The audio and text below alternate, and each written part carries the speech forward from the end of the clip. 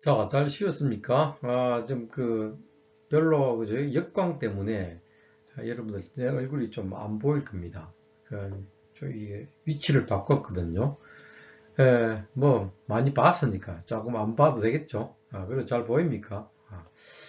자, 이제 이 시간에 할 얘기는 이제 오늘 저축의 역설입니다. 아까 이제 배운 내용을 잠시 보면은 거죠. 사회적 존재가 개인주의적으로 행동할 때 바로 비용의 역설이 발생하고 그 비용의 역설을 해결하기 위해서 최저임금 인상 정책이 필요하다. 자, 요즘 막 논의되고 있었던 그 정치권에서 한참 토론이 진행되고 있었죠. 최저임금 인상 논쟁에 대해서 어떤 정당에서는 최저임금을 인상하면은 기업이 망해서 결국 우리나라 경제도 파탄에 이를 것이다. 이런 주장을 했죠.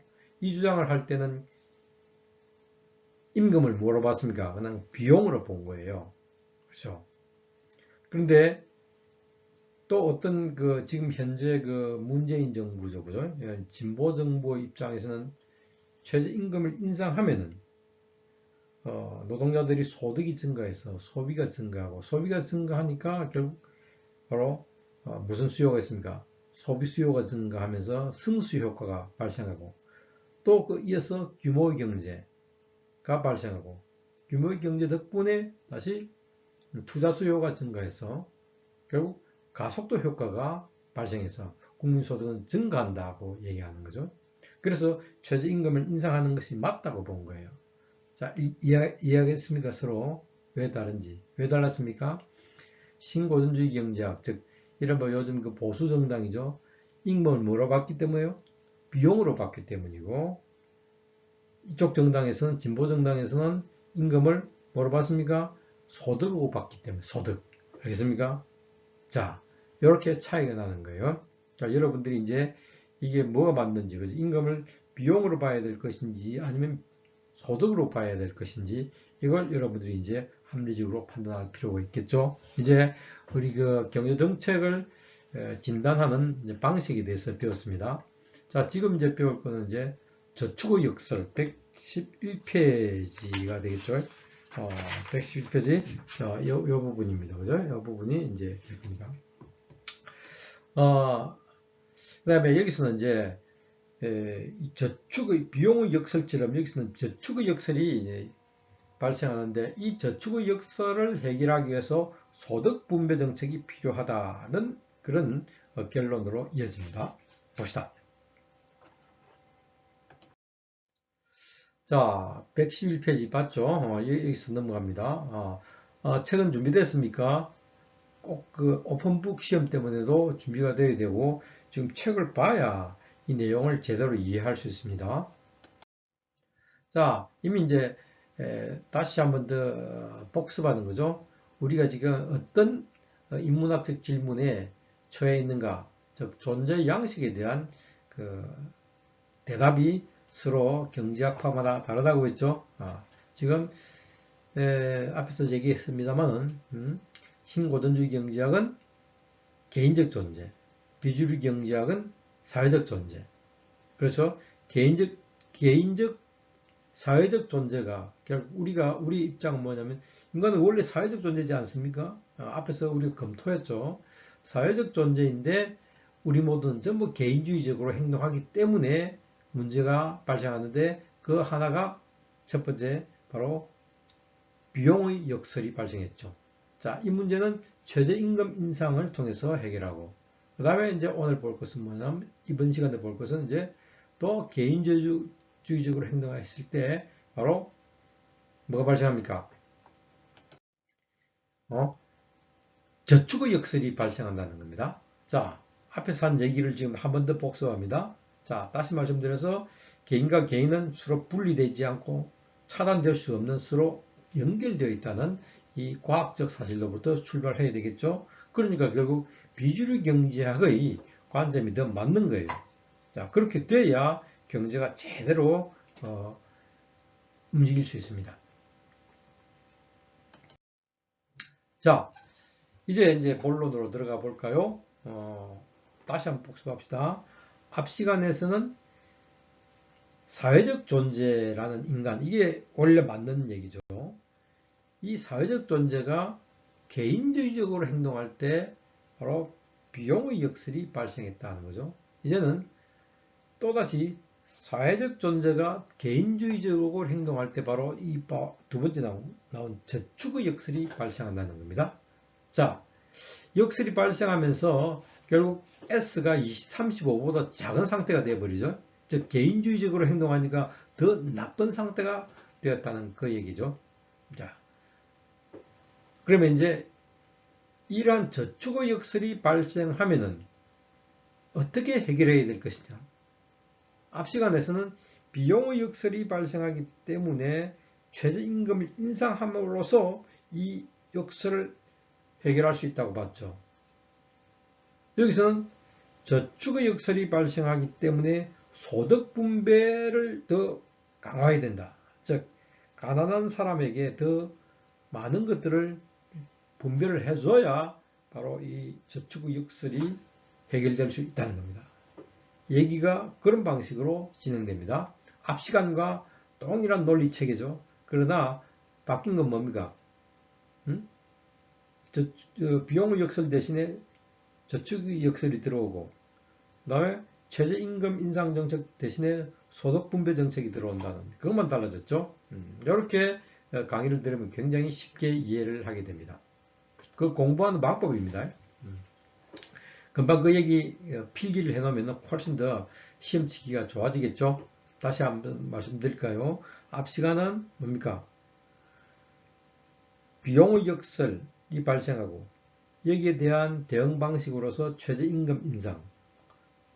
이번 시간에는 저축의 역설이 발생할 텐데 이 저축의 역설을 해결하는 방식으로 소득 분배 정책 이렇게 되는 겁니다. 자, 그리고 한 가지 더. 이 모든 역설이 발생하는 이유는 뭐라고요? 본질적으로 사회적 존재인 인간들이 개인주의적으로 행동했을 때 이런 역설이 발생한다. 이것도 적어 놓으세요. 자, 넘어갑시다.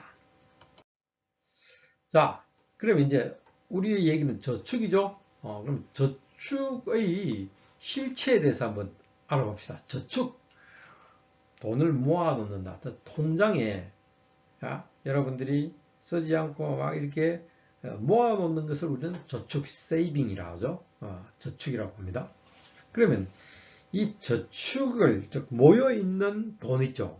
통장에 여러분 얼마나 가지고 있습니까? 뭐 어떤 사람은 마이너스 저축도 있을 것이고, 어떤 사람은 하나도 없을 수도 있고, 어떤 사람은 뭐 좀 모아서 한 100만원, 200만원도 가지고 있을 사람도 있겠죠. 어떤 사람은 또 부모님이 아주 그 부유해가지고 뭐 몇천만원 뭐 이미 저축을 하고 있는 사람도 있겠죠. 앞 시간에 얘기한 그 김용균과 같은 그런 아주 가난한 집에서 태어난 출발점이, 즉 B 절편이 그죠? 제로인 사람도 있고, 이재용처럼 그지? 절편 B가 엄청나게 8조 정도 되는 사람도 있겠죠. 다 저축이 서로 다른 거예요. 자, 이 저축 이제 에 대해서 서로 경제학파마다 서로 다른 관점을 가지고 있습니다. 먼저 신고전주의 경제학, 즉 주류 경제학이죠. 주류 경제학은 저축을 어떻게 보고 있느냐? 저축은 첫째, 돈이 많이 모이면 그걸 투자를 할 수 있지 않느냐 이렇게 봅니다. 그죠? 그 다음에 저축은 근면과 개인이 근면하고 부지런하고 아낀 금욕, 이 결과로서 저축이 형성됐다. 자, 보세요.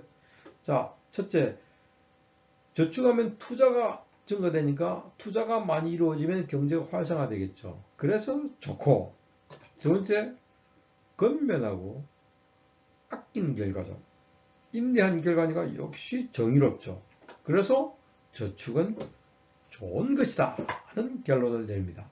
자, 이게 우리가 알고 있는 굉장히 익숙한 얘기죠. 그런데 2번을 보세요. 비주류 경제학은 저축을 다르게 봅니다. 먼저 이 부자가 있어. 가난한 사람은 아예 저축을 못하지만은 부자 중에서 작은 부자가 있고 큰 부자가 있습니다. 작은 부자는 어때요? 조금 아끼고 열심히 해가지고 저축을 가지고 있을 수도 있습니다. 뭐 교수님 같은 경우가 되겠죠, 그죠? 뭐 엄청나게 뭐 부모님으로부터 물려받은 것도 없어요. 근데 뭐 열심히 일을 해가지고 좀 아끼고 해서 통장에 잔고가 있겠죠? 여러분 부모님과 제가 똑같아요. 그죠? 대부분이 통장에 돈이 조금 있는 분들이 좀 있을 거예요. 이건 이제 작은 부자예요. 그런데 큰 부자는 그렇지 않습니다. 엄청나게 돈이 많이 있겠죠. 그죠? 우리가 이제 저축을 얘기할 때는 비주류 경제학에서는 여러분 부모님과 내처럼 뭐 통장에 조금 가지고 있는 작은 부자의 저축은 관심이 없습니다. 이건 그냥 위험하고 불확실한 상황을 대비하기 위해서 어느 정도 모아놓은 거기 때문에 이게 의미 있는 경제에 있죠. 큰 영향을 주는 그런 의미 있는 저축은 아니에요. 그런데 큰 부자들 있죠. 큰 부자들의 저축은 아주 경제에 큰 영향을 미치는 의미 있는 저축입니다. 자, 다시 결론 내립니다. 요약합시다. 비주류 경제학에서 저축을 중시하는데 작은 부자의 저축은 별로 관심이 없습니다. 그건 왜? 경제에 큰 영향을 미치지 않아요. 큰 부자의 저축에 주목을 한다. 앞으로 그래서 저축의 역설, 뭐 저축에 대해서 얘기할 때는 작은 부자 짠챙이들의 그 저축 얘기하는 게 아닙니다. 기업이 가지고 있는 큰 기업이나 큰 부자들의 저축을 얘기합니다. 자, 첫 번째, 이제 비주류 경제학의 저축의 관심사는 어떤 저축이냐를 규정을 지었죠. define 했습니다. 그 다음에 두 번째, 저축은 투자. 아까 신고전주의 경제학에서는 저축 많이 하면 투자가 된다고 했죠. 그런데 여기서는 투자는 저축이 많아졌기 때문에 투자가 되는 것이 아니라는 겁니다. 그럼 투자는 왜 결정되는가? 무엇에 따라서? 저축이 막 많아서 그것이 넘쳐가지고 투자되는 것이 아니라 아무리 저축을 많이 해도 수요가 없으면, 즉 팔릴 가능성이 없으면은 투자하지 않는 거죠. 자, 다시 말씀드려서 저축 많이 됐다고 절대 투자가 저절로 이루어지는 것은 아니라는 겁니다. 그런데 신고전주의 경제학은 어떻게 봤습니까? 저축 많이 하면 자동적으로 투자된다고 했죠.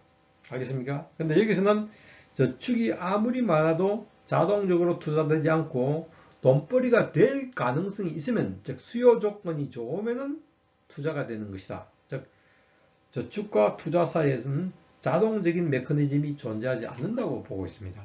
그래서 저축이 항상 좋은 것은 아니다. 어쩌면 저축이 많으면 많을수록 오히려 경제에는 더욱더 부정적인 영향을 미친다는 겁니다. 다시 말씀드려서 바로 투자를 유도하는 것은 저축이 아니라 소비가 투자를 유도한다.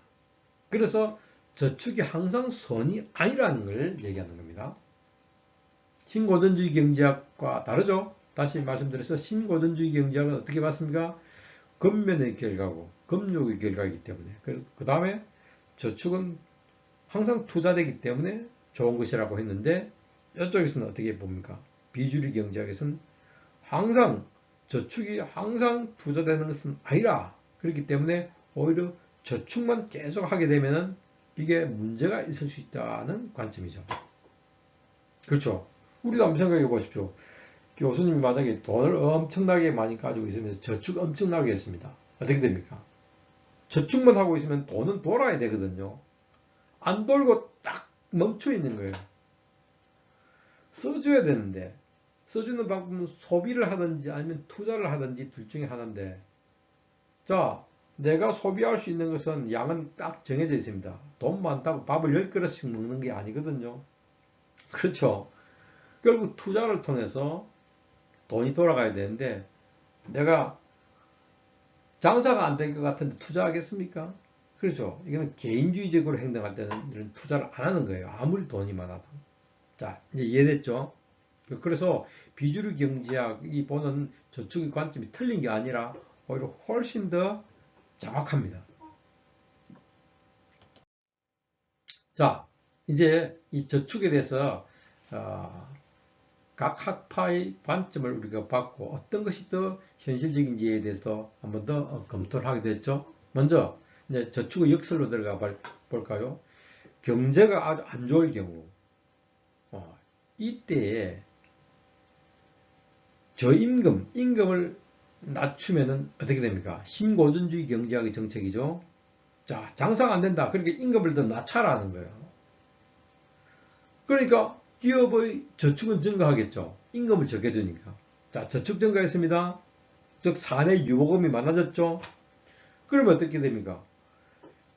경제가 불황기에 유휴 노는 자본이 더 증가하게 되는 거예요. 기업의 저축이 자꾸 커지면 노는 자본, 즉 돈이 돌지 않고 저장되어 있는 자본이 증가하게 되면서 결국 안 돌게 돼요. 그러니까 경제 불황이 심화되게 됩니다. 알겠습니까? 이거 굉장히 중요한 지적입니다. 즉 저축의 역설이라는 것은 저축은 투자를 증가시켜서 경제를 활성화시키지 않고 오히려 경제 불황을 심화시킨다. 이게 바로 저축의 역설입니다. 왜 역설이라고 부릅니까? 신고전주의 경제학은 어떤 주장을 했습니까? 저축은 투자를 증가시켜서 경제를 활성화시킨다고 했는데 오히려 저축이 증가하면 경제가 불황에 빠진다는 거예요. 이런 결과를 초래하기 때문에 이걸 우리는 저축의 역설이라고 불렀습니다. 그러면 왜 이런 저축의 역설이 발생하게 됩니까? 결국 사회적 존재죠. 기업도. 이 사회적 존재인 기업이 자신만의 안위를 도모하기 위해서 자기 이유만 챙기고 그 다음에 자기의 확실성만 보장하려고 하는 거예요. 즉 개인주의적으로 행동하기 때문에 이런 저축의 역설이 발생하게 된 겁니다. 즉 사회적 존재인 기업이 개인주의적으로 행동하기 때문에 이런 결과가 발생하는 거죠. 그래서 기업의 저축은 결코 경제적이지 않고 반경제적이라는 결론이 나오게 된 겁니다. 이게 바로 저축의 역설입니다. 자, 이해하시겠습니까? 자, 그럼 이제 저축의 비밀에 대해서 알아봅시다. 기업은 어떻게 해서 저축을 이뤄내게 됐는가? 앞에서 본 방식이 있겠죠? 자, 즉, T 플러스 1기에, 그죠? 임금뿐만 아니라 기업은 10의 잉여가치를 더 생산한다고 했죠. 빨간색 보십시오. 즉, 이건 뭡니까? 정상적으로 고용을 해가지고 일을 시켜서 더 많은 가치를 형성하게 됩니다. 근데 마르크스는 이걸 착취라고 했습니다. 즉, 기업이 생산한 게 아니라 기업은 노동자를 고용했을 뿐이고 그 고용의 결과 노동자가 이걸 더 많이 만들어냈죠. 그래서 이걸 자기 것이 아닌데 그냥 고용관계, 계약관계이기 때문에 이걸 가져간다 해서 이걸 착취라고 봅니다. 어쨌든 이건 이제 자본주의 사회에서 일반적으로 통용되는 그런 방식이죠. 즉, 잉여가치를 착취함으로써 저축이 일어나는 거죠. 이게 이제 근대적 방식입니다. 근대사회에서 일어나고 있는 방식이죠. 그런데 이게 기업이 있죠. 이렇게 근대적 방식을 통해서만 저축을 하지 않습니다. 근대 이전의 방식, 즉 전근대적 탈취를 통한 뺏어내는 거죠. 이걸 통해서도 저축을 이루는 거예요. 즉, 더 많이 일을 시키죠. 현대사회지만, 근대사회지만 초과 노동이 얼마나 많습니까? 여러분 알바해 보십시오. 막 일 시키죠. 그 다음에 임금을 가능한 한 낮춰버리는 거죠. 정상적인 평균 임금을 주지 않고 그것보다 더 낮은 임금을 주는 거예요. 그러니까 이제 최저임금을 인상시키려고 하는 거죠. 그 다음에 또 사기를 쳐가지고 임금을 떼먹습니다. 그죠? 그 다음에 또 대기업은 불공정 거래를 통해서 또 임금을 확 떼먹죠. 그 다음에 부동산 투기를 한다든지 금융 거래를 통해서. 그죠? 부동산 투기는 뭡니까? 이거 집값이 100만 원 했는데 갑자기 그죠? 똑같은 집이 200만 원으로 돼버리면 우리는 꼼짝없이 당하죠. 그죠? 똑같은 월급을 가지고 집 반 채밖에 못 사게 되는 거예요. 근데 금융거래, 금융하니까 우리는 굉장히 멋진 얘기 같아도 사실은 돈놀이 하는 거예요. 그죠? 이 금융거래를 통해서 또 탈취를 합니다. 또 개인과 공공재산을 탈취하는 거죠. 예를 들어서 한 10년 전에 어떤 아파트 재개발을 하면서 그죠? 거기에 살던 사람을 막 그냥 용역들을 동원해 쫓아내 버리는 거예요. 그냥 개인의 어떤 자산을 탈취하는 것이 현대사회에서 공공연하게 일어나고 있습니다. 예, 근데 지금 해운대 LCT 건물이 크게 들었었죠. 근데 이 해운대라는 그 경관은 공공재산입니다. 여기에 그 아파트 업자하고 그다음에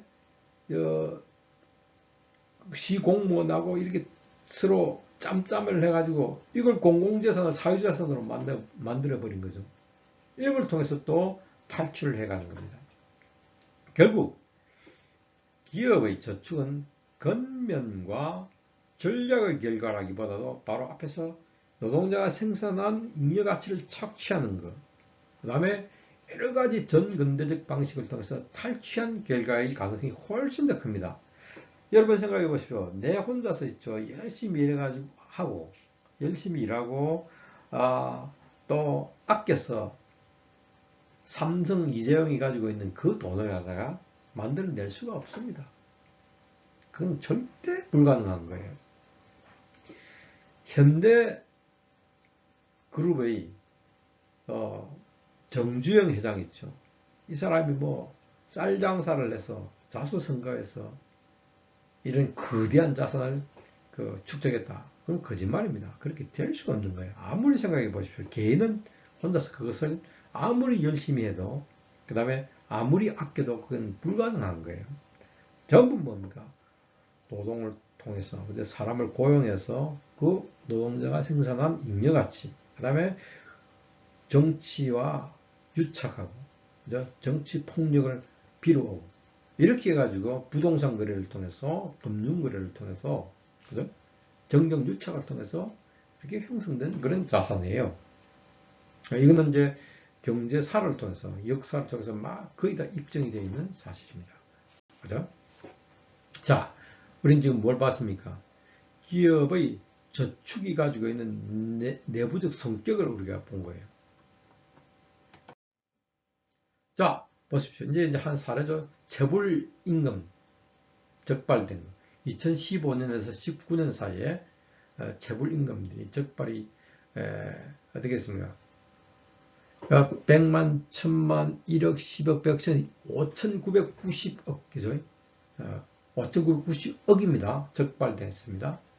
이렇게 청산된 금액은 4,260,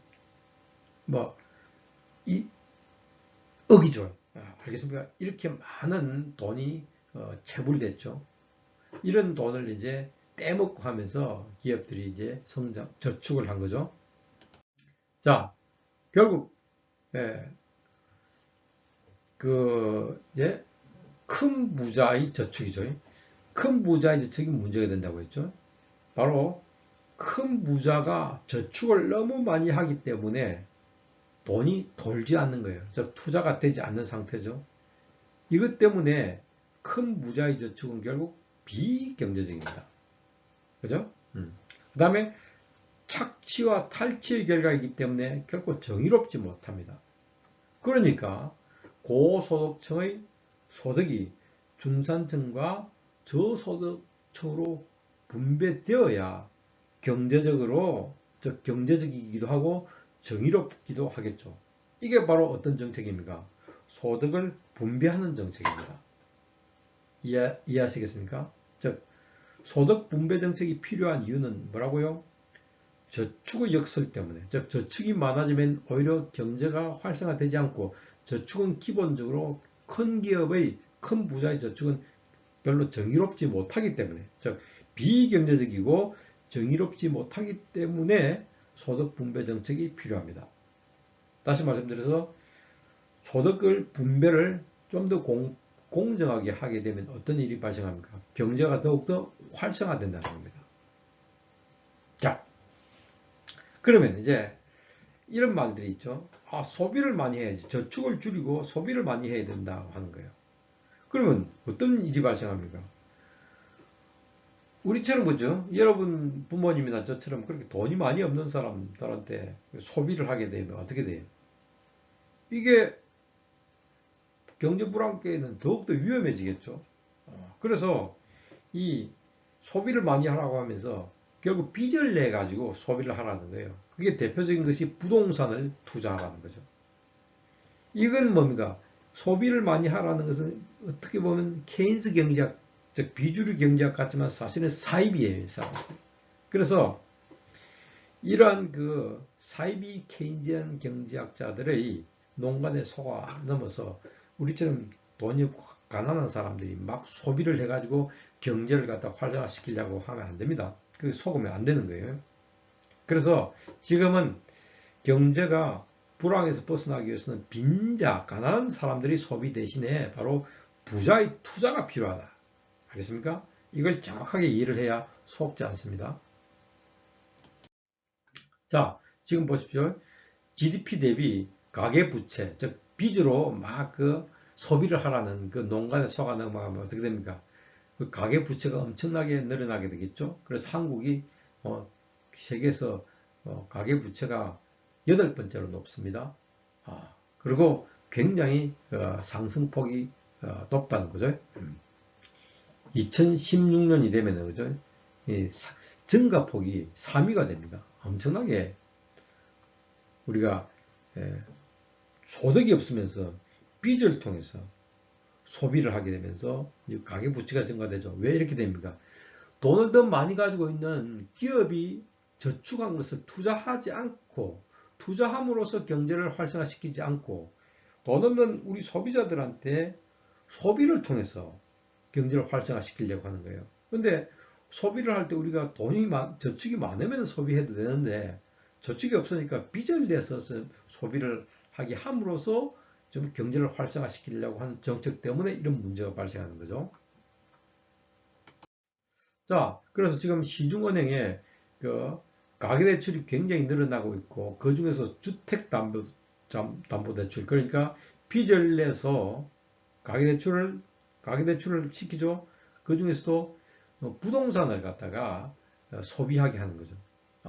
즉 이 가계대출 중에서 현재 주택담보대출력 이것이 71%에 해당하고 있죠. 그만큼 지금 지금까지 이전의 정부가 우리 소비자들한테 모든 책임을 전가시키죠. 즉 기업으로 하여금 투자를 하게 하지 않고 투자를 안 하니까 우리와 같은 서민들이죠. 중산층과 서민들이 소비를 통해서 경제를 활성화시키는 그런 역할을 우리가 지게 됐죠. 부동산 투자는 그렇게 해서 일어난 거예요. 부동산 투기는. 자, 그와 함께 이제 얼마나 소득이 많이 집중되느냐. 즉, 그 말은 소득이 많이 집중되어 있다는 건 부자들이 저축이 엄청 많다는 거죠.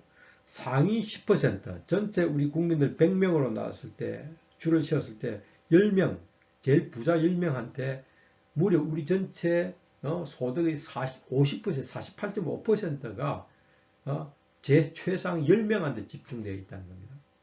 알겠습니까? 이렇게 그 말은 저축이 많이 집중되어 있으면서 쓰이지 않고 있다는 겁니다. 이러니까 경제가 지금 안 돌아가는 거예요. 즉 상위 10%에 통장에 돈이 너무 많이 들어있는 거예요. 그래서 경제가 저축되어 있으면서 안 돌아가니까 경제가 안 돌아가는 거예요.